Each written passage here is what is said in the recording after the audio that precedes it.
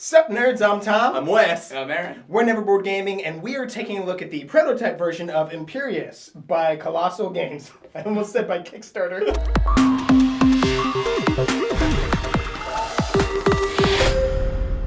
I would describe Imperius as a blend of smash up and drafting. Right, yeah. Drafting smash up. Drafting smash up. But it's definitely a little bit more, maybe like an expansion, heavy smash up game, because it's more intense than base game smash up. Oh, definitely. Yeah. So because we're trying to, throughout the game, it's a little bit of area control, take control of these different planets, but we're playing cards. We're not just playing our own cards. We're drafting the cards. So I could be drafting Tom's, his people and putting him into places where I know that he's not going to win the control for the different aspects of that card. It's kind of funny, though, because I can remember, when trying to draft, thinking, I'm just going to take, not like I'm only going to take my cards, but if one of my cards is there and it's good, I'm probably going to take it. And then, seeing cards that I handed you and you're playing, I'm like, I should have taken that. Here I have this stupid blue card. It's just my color. It's stupid. I really like to draft other players' assassins because those could work just as well. I could get those to trigger if I drafted your assassin and played it on Aaron's noble. Essentially, it still activates and still has the full effect. Where some cards, if I drafted the one of your, there's cards you have to be the owner of that card for the effect to trigger or something, where that wouldn't really do me any good to draft yours. But I really liked the assassins. So when you're playing these cards, you actually have to make a choice of whether you want to play it face down, if there isn't already two face down cards there, or play it face up and let people kind of see what you are up to, what your agenda is by playing that card face up, because now they get information from it. Once there are the two face down cards, that's the only option you have. And once there's 5 cards there, you're kind of like, well, I can't play at that planet. Well, and there is a little bit of card counting in the effect of I can try and guess. Well, there's cards that'll let you look at the face down cards, but I can try and guess what those face down cards are and make my decisions based on that because of what else is out there. I mean, in the drafting phase, I saw almost all the cards that are in play. So I'm like, well, I knew that there were 2 assassins out there, and I see one face up over here, so I bet you one of these is an assassin. So you can kind of play off that a little bit. So there's hidden information, but it's I don't know, it's smart hidden information. Yeah, and you can definitely do some bluffing with it. Obviously, your first instinct is to play your own really strong cards face down, because there's a couple cards that score you a lot of points or put control tokens out there. So you kind of want to put those face down so people don't know, so they can't try to target or negate them. But then you could also put down nothing cards face down early on, so people think, oh, he's obviously going for this planet. I'm gonna go after that to stop it, and then you still have your powerful card put face up somewhere. When you deal out the cards, you don't actually deal out every card in the game for every round. There will be a couple cards left over that'll be the first ones dealt out in the next round. So there is a little bit of information. I mean, there are a few cards that will be left out of each round. So there was the first round we played, I looked at the cards, I had none of my cards, and I got the second pack of cards, I'm like, there's one of my cards in here. So I'm like, so if I don't win anything this round, I guess I'll have a better opportunity in the second round. That was a real problem for you, wasn't it? Yeah. No, I ended up you have all these different neutral ones. Oh, events. Yeah, these events that allow you to do different things. And there's one in here that said you get to look at a face down card and then score 1 victory point. So every time that card came up, I was like, well, yeah, I mean, I get information and a victory point. Why not take that? Mm-hmm. It is interesting that the first person to get to 20 points is the person who triggers endgame, because, again, you can think oh, well, I'm just going to bum rush up to 20 points. If you were to do that via that method, right, of just I'm going to just scoop up point by point by point with little things like that, but then all these other people are placing their control markers on here, and then, so you got to 20 points, but then, okay, well, I won these 2 planets, so I'm going to jump up 8 points. Mm-hmm. And 1 point for every control marker right, you place. Right. So you could score a lot of points from the control aspect, because this is kind of an area control game at the very end.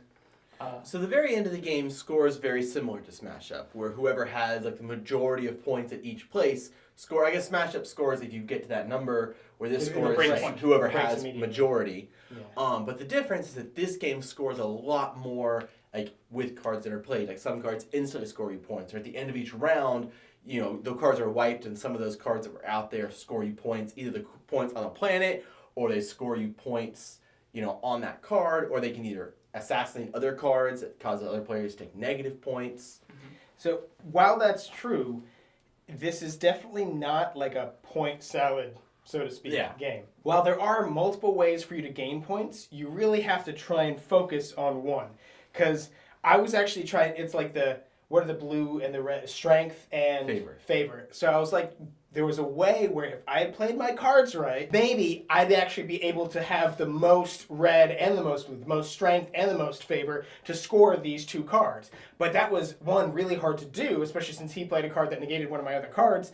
But furthermore, I was then only focused on this one planet. So I wasn't diversifying. So I was like, oh wait, so once we hit 5 cards, we're maxed out. So like I have to make sure that like at least 3 or 4 of these cards here are mine. You know, like every time it was somebody else's turn, I was like, whatever you do, just don't play on that middle planet. Okay, and obviously like not worrying about what my opponents are doing in the other planets isn't the best thing in the world, because if it doesn't pan out for me, which it didn't, you lose. Yeah. It's important to remember that there are not a lot of cards in this game. Yeah. Like, each player has 6 cards that they add to the pile, and then there's like 4 events that are added in. So in a 3-player game, there's only 20 cards. And since you're dealing out 15 cards every time, that means that 6, 18, 22. 22 cards.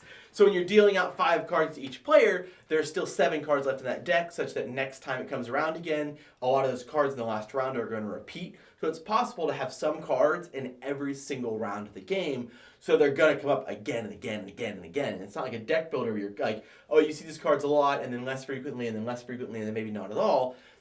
It cycles so quickly, and the rounds are going quick too, because again... It's a quick game. Well, it's a lot like Campy Creatures or Libertalia or any of those games where we all play the same cards at the same time. It's because we all have the exact same hand. Yeah. They're different slightly between the factions, but an assassin, we know what an assassin does, you know what a royal guard does, and we all have one. So, there's not, once you learn the cards, there's not a lot of time just sitting there really, really trying to think about which one it is. You just kind of look and say, okay, I know what that is. While the gameplay is really quick, your decisions are really important. It's not like a quick game. It's such that you are kind of mindless and just doing it and not really thinking. It's that you only have so many decisions to make, and every single decision is pivotal. I think comparing it to Campy Creatures, the important thing to remember that too is that like each round of this game feels like a round of Campy Creatures. And while there is a way to link together games of Campy Creatures and have an overall winner, we never play that way. But you kind of have to in this game because one game encompasses multiple rounds. So it's still a quick game. It's 20 minutes in the box. I think it took us 20 to 45. Yeah, 20 45. Probably took us about half an hour to play our first playthrough of it. Yeah. So and that's with 3 players, 4 players. Obviously, it's going to be longer, but it does play quickly where you can either use it as a warm up or a warm cool down, or like play a warm down. Or just play multiple rounds back to back to back. So are we putting a review of Campy Creatures in the middle of this review?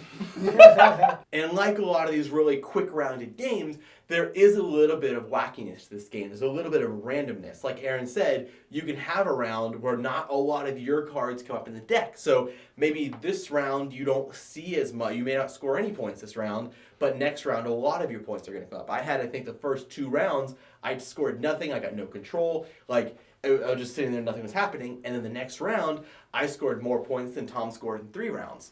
So there is a lot of that like back and forth, rampiness. I scored like 8 points in that round, and the cutoff is 20 points. So I almost got halfway there in a single round. So it can be really swingy. It can be very swingy, so you have to make sure that you're not getting like bogged down with like, oh, I didn't score any points this round, because it really doesn't matter round to round. It matters like in a chain of rounds how you do.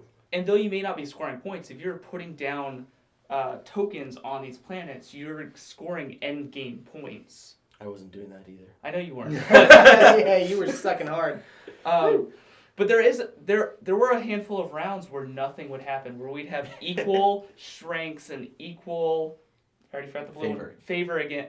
So like nobody would score anything. You're like, well. That was really interesting. That in this game, ties like cancel out. And a lot of games like ties split the points or ties both win. In this game, it's like, no, you tied, nobody gets anything. Like you all suck. Yeah, but then you just move on, go to the next round, deal out some cards. No, I thought it was a fun mechanic. The fact that was. They're very conservative with the points you get. When you get them, you make it a lot. But it is hard to get points in this game. Yeah, it's one of those games where, like Aaron getting that 1 point from that one card, we're like, Yeah, if your gaming group likes Smash Up and you like drafting games, this game is definitely going to hit your table a lot because it is a lot of fun. It's very quick. You can knock out a couple games in the evening or just use it as a warm-up game, as we've already said. Now, I know Aaron did just compare it to Smash Up, but I would say if you are like me in that you enjoy the mechanics of Smash Up, but you feel like Smash Up is a bit too cartoony for you to own. Like, I've honestly struggled with that. Like, I like Smash Up, but like,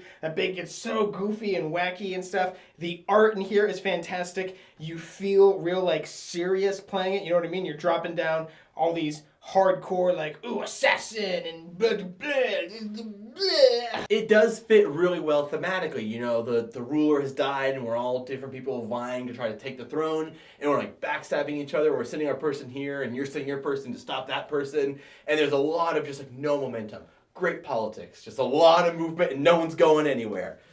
If you guys have been taking a look at Colossal Games recently, they are just cranking out hit after hit after hit. So I have no doubt that this game is going to kill it on Kickstarter, and you should be a part of that. We're going to have a link to the Kickstarter campaign in the description box down below, as well as an eye popping up here. You can click either one of those and then go back this game. Unless you're watching this on Kickstarter, in which case, hey, you know, You should go to our YouTube channel. go to our YouTube channel, click on the link, and then you can back this game. Either way, you should subscribe to our channel so you'll never be bored.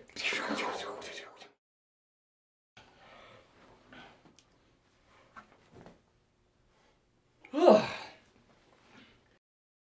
on, scratching my butt. Oh, is this butt scratching time? Oh, was it butt? Did I miss it?